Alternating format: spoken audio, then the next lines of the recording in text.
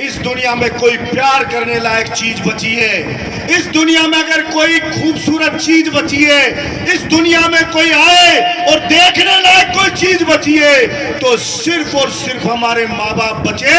बहुत किस्मत वाले जिनके माँ बाप जिंदे हुआ करते हैं। अरे बच्चा पहले अपने बाप के दर्द को नहीं समझता, बाप कितना प्यार करता है उसको नहीं समझता, और दुर्भाग्य यह होता है जब उसकी समझ में आता है तो बाप दुनिया में नहीं रहता, फिर पछताता रहता है। मेरे पिता ने बहुत प्यार हमें किया, इसलिए समय रहते हुए अगर अपने माँ बाप को प्यार कोई करता है तो मैं समझता हूँ शीश वाला बाबा भी उस पर प्रसन्न होता है, कृष्ण भगवान भी उसको आशीर्वाद देता है, महादेव भी उसको आशीर्वाद देता है। 36 करोड़ देवी देवताओं का सबसे प्रिय व्यक्ति वो कहलाता है जो अपने माँ बाप को प्यार किया करता है। इसलिए जितना हो सके आपके माँ बाप जब तक जिंदा है, जब तक आपके पास हैं, उनको प्यार करो। और पिता कोई राय दे तो आप उसकी सुनो और उसको सीरियस लो। ये सोच लो कि मुझे ये बनना है, यस बनना है, तो उसे कोई नहीं रोक सकता, क्योंकि प्रत्येक व्यक्ति के अंदर भगवान बैठा है। और चाहे जो आप चाहे जोश से करवा सकते हो, लेकिन उसके हिसाब से मेहनत आपको करनी पड़ेगी, उसके हिसाब से सही रास्ते पे आपको चलना पड़ेगा।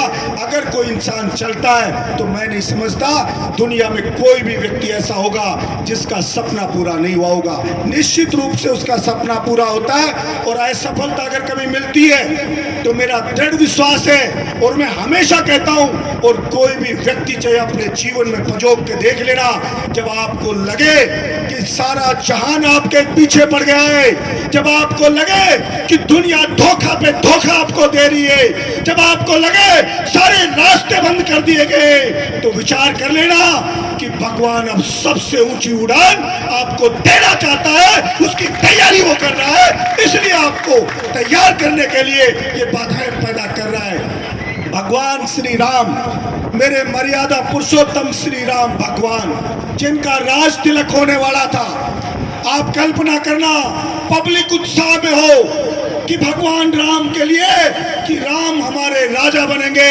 इनका राज्य अभिषेक होगा, और दूसरे ही दिन उनको वनवास मिल जाता है। 14 साल वनवास में जाते हैं। जब राम अगर तुरंत राजा बन जाते, महाराज दशरथ जी राजा बना देते, तो राजा राम कहलाते।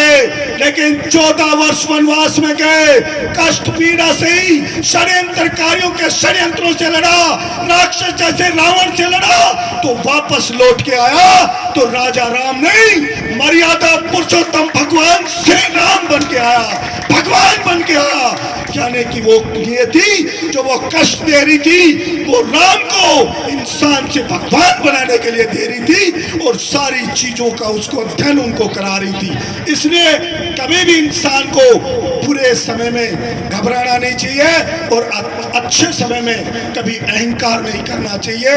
यही मेरे माँ बाप ने मुझे सिखाया, और यही मैंने महसूस किया। आशा रखता हूँ आप सब भी अपने माँ बाप के दिखाए हुए रास्ते पे चलेंगे, और हमारे देवी देवताओं से एक ही प्रार्थना करेंगे। जैसे माँ बाप हमारे लिए मन्नत मांगते हैं, तो जवान भी मंदिर में जाए, शीश वाले बाबा के ढोक लगाए, तो वो भी ये मांगे कि मेरे माँ बाप को सुखी करना, मेरे माँ बाप का सपना पूरा कर सकूं, इस लायक मुझे बनाना। तो निश्चित रूप से कलयुग जाएगा और सतयुग आएगा। वरना भाई सुबह सुबह टीवी पे प्रवचन सुनते हैं,